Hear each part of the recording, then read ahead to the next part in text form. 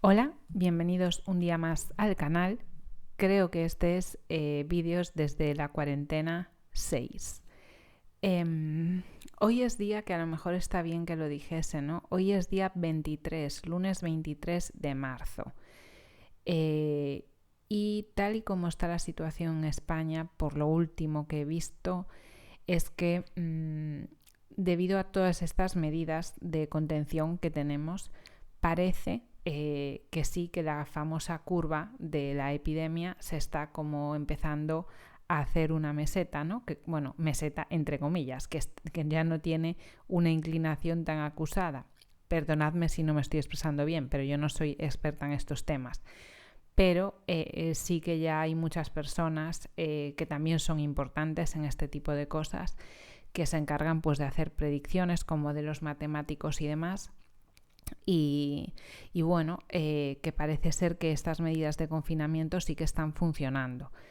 Lo que pasa que se debate hasta qué punto, bueno es, porque obviamente así no se colapsará tanto el sistema sanitario español, aunque creo que ya está bastante colapsado, pero la cuestión es que como que el número de infectados va a ser el mismo, simplemente que se prolongará más la situación en el tiempo y no habrá tanto pico en un momento puntual, que eso entiendo que sobre todo es positivo a nivel de que si necesitas tener atención sanitaria pues será de mejor calidad, ¿no?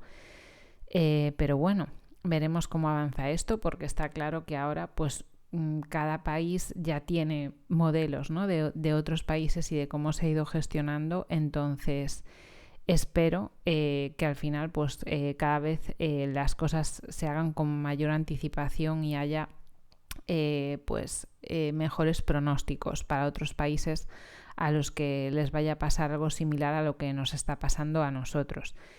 La verdad es que me siento mejor de estado de ánimo de lo que he estado días atrás, pero que ya empieza a haber historias bastante duras respecto a que obviamente con esta enfermedad pues hay personas que a causa de esta infección se van a morir, en parte también por estar en un colapso sanitario en el que no hay material para todos y claro, al estar infectado pues te mueres solo, ¿no? Y eso pues tanto para la persona que se muere como para sus familiares pues es muy doloroso. Y además esas personas que cuidan a familiares que han dado positivo pues después también tienen que estar solas. Entonces es vivir un proceso de duelo totalmente aislado. Con lo cual esta situación es muy trágica y simplemente comento estos minutitos de este tema para que no nos relajemos, que nos conocemos. Hay mucha gente que cuando hace dietas se lo toma en serio y cuando empieza a perder peso se relaja y empieza a pasar de todo.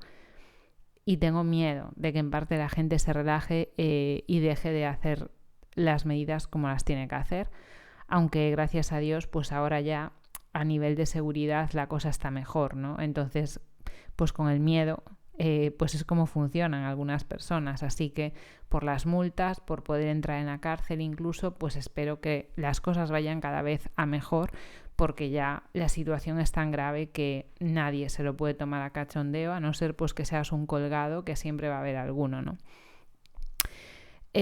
Respecto al vídeo de hoy, va a hablar de un tema que me olvidé de comentar en uno de los vídeos anteriores, pero que estaba en el comentario del chico que lo hizo, que era la meditación. Y el comentario que me tocaba para hoy hablaba sobre macros para perder grasa y descansos de entrenamiento. Bueno, voy a acabar con la meditación, porque la meditación es como lo más zen y relajante, así que lo dejaré para el final. Al principio voy a hablar del tema de los macros para perder grasa y del tema de los descansos. Los macros para perder grasa encajaría en lo que ya os he dicho respecto a mejora de la composición corporal. Para mí lo más importante es tener todo lo más objetivado posible y trabajar ensayo-error. Lo que yo sí tengo claro para una pérdida de grasa es que mi consumo proteico debería de ser elevado entre pues de 2 gramos para arriba, 2 gramos, 2,2, 2,5 si ya estoy en una dieta en la que voy a estar apretando al límite, ¿no? A veces incluso se llega a hablar de 2,7 gramos de proteína por kilo de peso. Yo utilizo el peso tal cual, es decir, si yo peso 49 kilos, pues por 49. Multiplicaría 49 por 2,2 o por lo que yo vaya a utilizar. Y de ahí me sacaría mi consumo proteico. Sí que es cierto que si una persona pues tiene un peso muy superior al que le corresponde, intentaría utilizar un peso corregido. Es decir, intentaría utilizar el peso objetivo, por ejemplo, ¿no? Porque realmente ahí hay mucho peso que lo que me interesa es perderlo, no mantenerlo, ¿no? Cuando una persona como yo, por ejemplo, si perdiese algo de grasa, realmente a nivel de peso se notaría poco, porque es muy poco tejido, por decirlo de alguna forma, muy poca materia, ¿no? Entonces, pues las proteínas sería lo primero que me calcularía y sería eso, un consumo elevado. Incluso libre. Es decir, a veces yo lo que hago es calcularme un consumo proteico, por ejemplo, 2,2 gramos por kilo de peso y después con algunas fuentes proteicas dejar libertad. Es decir, pues este es el mínimo del consumo proteico, pero si quieres comer más porque necesitas comer más para saciarte, pues no pasa nada. Sobre todo personas que coman animales, porque yo en mi caso no podría hacer eso porque ¿qué comería? Más garbanzos, más tofu, que eso sería como más hidratos y más grasa, no solo más proteína. Pero, por ejemplo, si tú necesitas una ración de 150 gramos de pechuga de pollo y te comes 200, por eso no vas a frenar la pérdida de grasa. Entonces, en ese sentido es una ventaja, ¿no? Después me aseguraría siempre 1 gramo de grasa por kilo de peso. Yo trabajo así, pero esto es mi punto de vista. Sé que hay personas que trabajan con menos grasa, con 0,8 gramos de grasa por kilo de peso y después lo que le queda le dan a hidratos. Yo usaría 1 gramo de grasa como por kilo como mínimo, como kilo o por kilo o según el peso corregido que yo le haya otorgado a esa persona y eso es un mínimo porque realmente no creo que haya un ratio entre los hidratos y las grasas que universalmente le vayan bien a cada uno. Por motivos de adherencia yo elegiría según qué tipo de alimentos prefiero tomar. O sea, un caso como el mío, por ejemplo, que tampoco hago pesas y tengo un objetivo de cuerpo fitness ni nada de eso, pues si me apetece un día tomarme un puñado de quinoa y otro día un trozo de aguacate, pues yo hago esa variación, simplemente respetando mi consumo proteico sin bajar de ese gramo de grasa por kilo de peso y teniendo como límite las calorías totales que esté consumiendo. Entonces no me cegaría en tener un ratio concreto de decir tienes que tomar 2 gramos de hidrato por kilo, tienes que tomar... No, jugaría con eso. Y como siempre digo, pues ensayo-error, tú vas haciendo tus ajustes. Por ejemplo, dentro de los hidratos, gente que habla de dietas más low carb o tal, yo no soy partidaria de que una persona consuma muchos hidratos de carbono la mayor parte de las veces. Es decir, no lo considero positivo consumir muchísimos hidratos, ni tampoco muchísima grasa, porque en general no considero que comer muchísimo sea bueno para nadie, a no ser que porque hagas un entrenamiento muy exhaustivo, pues sí tengas que comer mucho. De todos modos, aunque es un poco salirse del debate, hay muchas personas que como hacen un ejercicio muy intenso o muy duradero e intenso incluso, porque a veces se pueden dar las dos circunstancias, tienen que comer mucho. Y llega un punto que esa situación es un poco difícil de controlar, ¿no? El hecho de comer mucho, cansarse mucho. Yo creo que, mira, o eres un deportista de élite que te puedes permitir, voy a entrenar en 2 tandas al día, voy a echarme mi siesta, voy a dormir mis horas. O una persona normal que tiene su trabajo y aparte lo va a compaginar con... un entrenamiento intenso, pues obviamente lo tienen bastante difícil y estas personas en algún momento suelen pues explotar por algún lado, ¿no? Entonces en general yo tampoco soy partidaria de que una persona normal haga un entrenamiento que le tenga que hacer comer una bestialidad de calorías, ¿no? Que no voy a decir un número porque depende de cada individuo. Pero sí que reconozco que, como yo lo veo, es que los casos de personas que hacen entrenamientos muy intensos, muy largos, que al final les acaba repercutiendo mucho en tener una mala relación con la comida, porque obviamente esos entrenamientos acaban pasando factura y te dan mucha sensación de hambre. Entonces, básicamente, para perder grasa haría un ajuste de mis proteínas, me garantizaría un mínimo de grasa y después, según mis apetencias y el límite que tenga marcado por mis calorías totales, pues ya yo iría viendo. Huelga decir que las calorías totales yo no las calcularía con una fórmula, sino que las calcularía ensayo-error. Un poco lo que os comentaba el otro día, pues si yo voy haciendo un ajuste, pues si yo sé que con mis 600 calorías estoy pasando hambre, pues la semana que viene me casco mis 700, que de una semana para otra vas a aguantar esa dieta, ¿no? O ves cómo rindes en el entrenamiento, si te compensa o no, ¿no? En un momento de pérdida de grasa puedes perder intensidad en el entrenamiento, pero que te da igual porque tu prioridad es perder grasa. Entonces eso hay que irlo analizando, ¿no? Básicamente ese es mi resumen. No encuentro en ningún libro, en ningún estudio, en ningún sitio nada que me convenza más que eso, porque incluso pues dietas que he visto de personas que considero que son buenos profesionales en la mejora de la composición corporal me parecen muy agresivas, es decir, yo no pasaría por ese aro, yo no haría una dieta de comer 1300 calorías, aunque me la haga el mejor experto en mejora de composición corporal del mundo, me da igual, o sea, yo no voy a hacer ninguna dieta que me lleve a estarme en plan sensación de inanición, no, o que pues si me apetece comerme pues eso, un puñado de quinoa, que no pueda. Otra cosa es que yo ya he pactado que voy a hacer una dieta muy baja en hidratos porque quiero entrar en cetosis, por ejemplo, o estimular el organismo de determinada manera, pero así a priori no me gustaría que me dijesen no puedes tomar un puñado de quinoa si te apetece, o no puedes desayunar unos copos de avena, por ejemplo, o no puedes tomarte una onza de chocolate porque aunque sea 85% es un capricho. No sé, he visto cosas muy estrictas que creo que al final tienen consecuencias a nivel psicológico o que son muy poco sostenibles en el tiempo, y a mí eso sinceramente no me atrae en absoluto. Me atrae lo que yo pueda mantener en el tiempo e ir mejorando, no tanto para mí como para mis clientes. Yo no trabajaría con objetivos tan cortoplacistas, pero tampoco me gusta mucho de los deportes de rendimiento, sino más la gente normal que se quiere cuidar, ¿no? Entonces esa sería la respuesta. Respecto al tema de, bueno, sí, también lo que te podría decir, aunque no entra dentro de los macros, es que cuidaría mucho el tipo de alimentos que como, que sea más comida con forma de comida, lo de siempre. O sea, incluso para perder grasa es mejor tomarte un puño de frutos secos que crema de frutos secos. Me he cortado muchísimo las uñas, que hasta me duelen los dedos, y me he quitado el esmalte por el tema del coronavirus, porque es más fácil que se quede adherido si las uñas están pintadas, si llevas maquillaje, si llevas anillos, pendientes y cosas así. Por eso me la he quitado.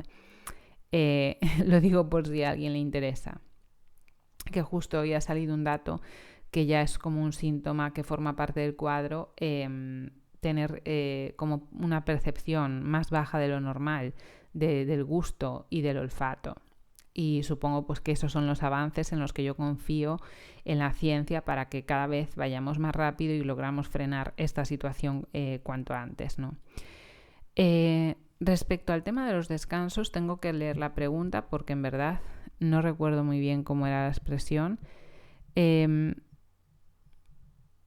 Descanso del ejercicio para ver mejores progresos en el gym. Yo eso la verdad es que no tengo conocimiento sobre el entrenamiento. O sea, yo tengo claro que a mí lo que me gusta es la nutrición y creo que es un campo lo suficientemente extenso. Entonces no sé qué descansos hay que hacer en el entrenamiento. Yo, por ejemplo, como mi entrenamiento es pues yoga y ejercicios con el peso de mi cuerpo, yo entreno todos los días. Entonces no hago ningún descanso. Simplemente pues que al entrenar de forma diferente pues ya voy rotando partes distintas. O sea, pues por ejemplo ayer hice un entrenamiento en general, incluso la práctica de yoga muy enfocada a las piernas y a los glúteos, y hoy hice una práctica de yoga más enfocada a la espalda. Y antes había hecho, bueno, la espalda no es muscular, en yoga me refiero también a la columna vertebral y todo eso. Y después en el tema del entrenamiento, pues también hice, en vez de hacerlo solo con el peso de mi cuerpo, con unas pesas que tengo en casa y tal, pues de hombro, de tren superior un poco, o sea, intento ir tocando un poco todo, pero creo que la intensidad de mi entrenamiento y por el tipo de entrenamiento que hago no pasa nada porque entrene todos los días, porque si un día veo que tengo muy poca fuerza en los brazos y que necesito descansar, pues igual al día siguiente hago un trabajo más de flexibilidad que no me requiere estar haciendo ese esfuerzo, ¿no? Entonces creo que es importante el descanso para ver progresos y que hay que tener, pues si no conoces, ¿no?, un buen entrenador que te paute el descanso y respetarlo. Y ya está, ¿no? Y es típico ver ahí la mala relación de la gente con el ejercicio físico, que a lo mejor su entrenador pues dice 4 días a la semana y esa persona pues si no va a entrenar, va a correr, va tal, porque no es capaz de no hacer nada, ¿no? Porque tiene esa necesidad de siempre estarse machacando con el ejercicio. Entonces yo creo que eso, claro que es necesario y además que, por ejemplo, un entrenamiento en cualquiera, ¿no? Hay muchas partes que intervienen, el sistema nervioso y que es importante para no pasarse de rosca, que es más común de lo que parece, respetar el tiempo de descanso, ¿no? Entonces yo en ese sentido pues no puedo decir el tiempo porque no lo sé, pero que seguiría los consejos que me marque mi entrenador con mis requisitos, que sea buen entrenador y buena persona, y lo que me diga pues lo haré. Y respecto al tema de la meditación, pues bueno, la verdad es que, por ejemplo, la semana pasada estaba tan nerviosa que los días que intentaba meditar no podía, porque se me iba la cabeza totalmente al tema ¿no?, de la situación y demás. Y eso es una cosa que tengo clara, o sea, yo no fuerzo la meditación, sino si veo que mi cuerpo y mi mente no están preparadas para eso. Y además ahí es uno de los momentos en el que se nota que el cuerpo y la mente están conectados, porque hay veces que puedo estar en una postura de meditación y me siento bien, y hay otras veces que me siento y ya me empieza a doler la espalda y pienso que es algo que está, pues eso, el cuerpo y la mente en línea, en plan, no, ahora no podemos, ¿no? Yo la meditación a día de hoy la practico dentro del yoga, es decir, no lo hago como algo aparte, porque pienso que dentro de la práctica de yoga, a grandes rasgos, estarían las posturas físicas, la meditación y la respiración. Entonces yo lo hago dentro de ese tipo de práctica global y, de hecho, para mí, a la práctica de yoga, en cierto modo, es como una meditación activa, ¿no?, en el sentido que hay un movimiento, pero sí que intento estar lo más centrada posible en lo que estoy haciendo, ¿no? Y muchos profesores normalmente no te hablan sobre la postura, sino que suelen ir pues metiendo otras cosillas también dentro de la clase, ¿no? Una intención, un mantra que guía un poco esa práctica, ¿no?, y que le da sentido a las posturas físicas. Esa es la meditación que a mí más me gusta hacer. Pero para las personas que no hacen yoga, pueden, pues por ejemplo, yo ya he hablado mucho de un libro que se llama Meditar día a día. Yo lo compré en Amazon hace bastante tiempo y viene con un CD. Y es un libro que está escrito por un psiquiatra y me gusta porque las meditaciones son muy asépticas. No tienen nada espiritual, es simplemente pues seguir tu respiración, prestar atención a los sonidos, prestar atención a tu cuerpo, y eso pues creo que puede ir bien con las personas que no les gusta, o sea, que lo hacen como un entrenamiento para intentar relajar su mente y no tanto por un lado más espiritual, por decirlo de alguna manera.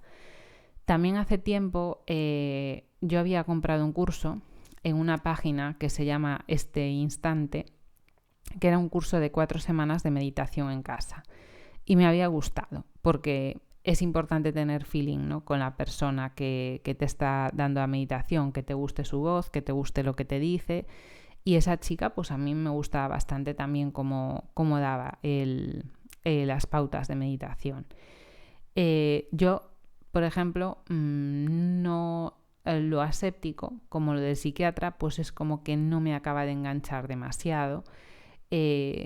Por ejemplo, Ramiro Calle, que es súper mega conocido, maestro de yoga en España, sí que tiene alguna meditación en internet. Si ponéis pues meditación Ramiro Calle pues alguna os saldrá en YouTube. Y claro, Ramiro tiene esa típica voz de maestro zen que sí, que ya solo oír su voz te pone un poco en modo meditación. Pero tampoco son muchas las que hay. Muchas veces están dentro de otras charlas, entonces es incómodo buscarlas y hacerlas y tal. Pero bueno, sería un tipo de una persona experta totalmente en meditación, Ramiro Calle, y tiene libros enteros escritos sobre meditación. Y después, pues también hay meditaciones como más místicas en el sentido de visualizaciones, personas que creen en teorías como pues maestros que no son seres humanos, quiero decir, como una figura más espiritual, nuestra energía, cómo puede llegar incluso pues a potenciar pues nuestra salud, un momento que sea importante para ti, proyectar esa energía positiva y visualizarlo. A mí eso me atrae y me gusta. Con esto no quiero decir que creo que si hago una visualización de algo, ese algo va a pasar, pero sí que me siento cómoda en ese tipo de meditaciones y creo que es importante pues mirar eso sin prejuicios. Pues por lo que sea, a mí me atrae ese tipo de meditación, me relaja mucho, me permite estar centrada en la meditación y no implica pues que yo vaya a seguir pues ninguna más allá de hacer la meditación y ya está, ¿no? Por ejemplo, hay un canal de YouTube que se llama Bombones para el Alma, aparte de que me gusta mucho el nombre, la voz que tiene la señora que hace los audios y tal me gusta. Pero ya os digo que es un toque pues ya distinto, como pues más esotérico, no sé cómo llamarlo porque no quiero faltar al respeto, pero pues sí que habla de esos seres, de este por ejemplo, en este momento que estamos ella lo ve como un reseteo de la humanidad, o sea es una visión distinta, ¿no? Al fin y al cabo, para mí la meditación pues es aprender a calmar tu mente y es un entrenamiento que, claro, no es para hacerlo ahora porque estoy inquieto, sino que es algo de ir trabajando poco a poco para que tu mente sea menos reactiva, ¿no? Y quizá como todo, pues yo lo veo como una actitud ante la vida más que como una cosita aislada, ¿no? O sea, como que para mí no tiene mucho sentido hacer yoga de voy a aprender a hacer la postura del águila, pero después que eso es como que te llueve encima, que para ti no significa nada. Esas cosas que no tienen ningún sentido, para mí no, a mí no me van. Entonces con la meditación, pues es un poco lo mismo, que necesito encajarla dentro de un algo, ¿no? Y que así de forma aislada la meditación no lo veo. O incluso la respiración, que también es una cosa que va de la mano con la meditación y que hay una parte que es totalmente racional, ¿no? Que mucha gente dice, es que eso de meditar, es que tal, simplemente porque te haga respirar de forma consciente, de forma más o menos ordenada, pues muchas respiraciones que son el mismo tiempo expirando que inspirando, aguantar un poco el aire entre respiraciones. Hay muchos tipos de respiraciones diferentes, respiraciones que realmente son muy cansinas, o sea que realmente generan un esfuerzo importante, y respiraciones que te relajan muchísimo.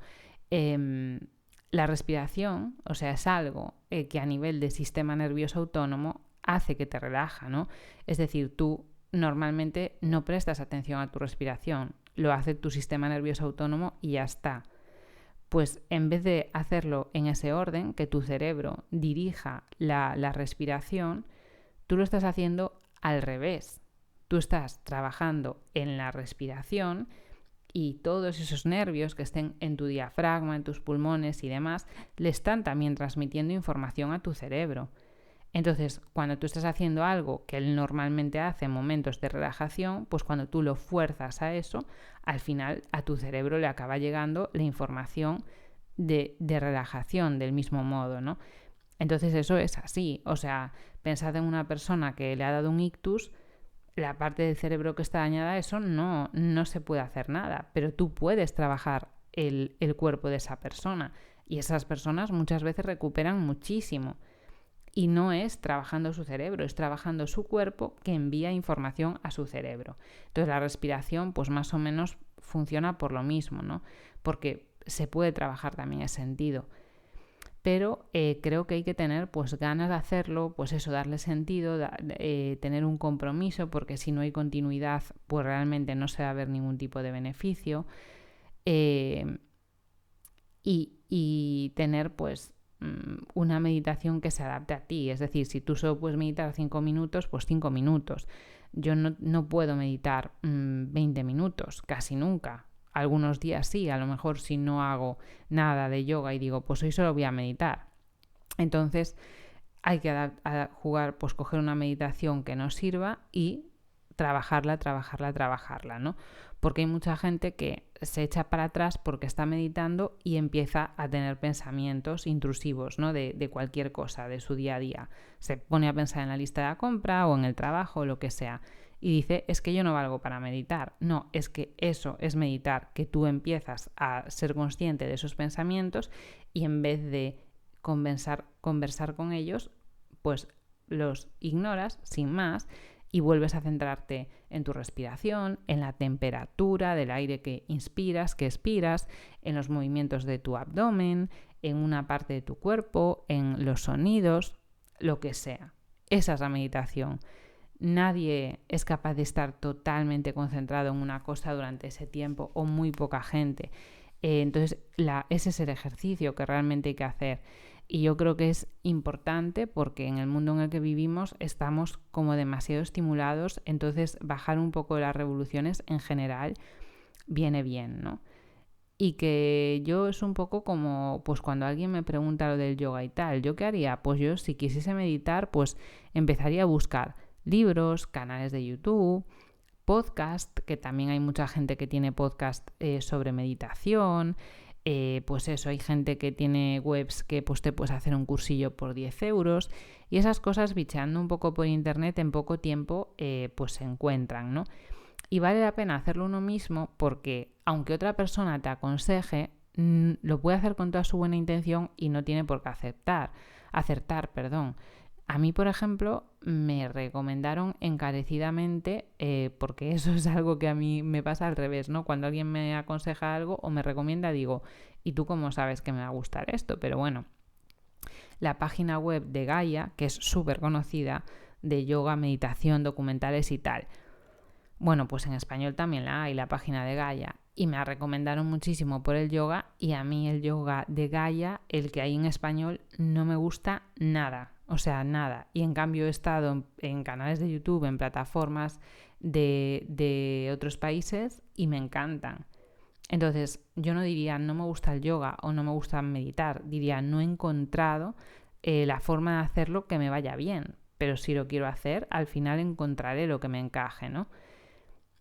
Y la meditación es importante, pero no es la panacea. Lo digo porque también hay mucha gente que pues habla mucho de meditación, de no sé qué, y después ves que su actitud ante la vida no tiene nada que ver con eso de la meditación o de la empatía y el respeto y tal, ¿no? Entonces, es también un arma un poco de doble filo en ese aspecto, ¿no? Que es como que capta mucha gente que tiene muchas carencias y pues después en las distancias cortas te das cuenta, ¿no? Pero realmente por ejercicio individual pues yo creo que meditar está bien. De hecho veo que es algo que mucha gente se ha planteado, ¿no? En esta cuarentena, pues voy a empezar a meditar. Yo ya os digo que para mí, como no es una cosa independiente, como algo dentro de la práctica del yoga, pues yo ya lo hago de una forma distinta que la mayor parte de la gente que simplemente medita y ya está. Y que seguro que con toda la información que hay y ahora con el tema de estar en la cuarentena vais a encontrar miles de personas, o sea que es un buen momento para probar y ver qué es lo que te hace sentir mejor a ti, ¿no? Qué es lo importante para que te genere adherencia y lo sigas haciendo durante el máximo tiempo posible. Y nada, creo que ya he contestado a las preguntas de hoy. Espero que estéis muy bien, que ya sabéis que podéis dejar comentarios sobre otros temas que queréis que trate. Y nada, que os leo, que muchas gracias por colaborar para que este proyectito de vídeos desde la cuarentena siga en pie. Y venga, mucha fuerza y mucho ánimo.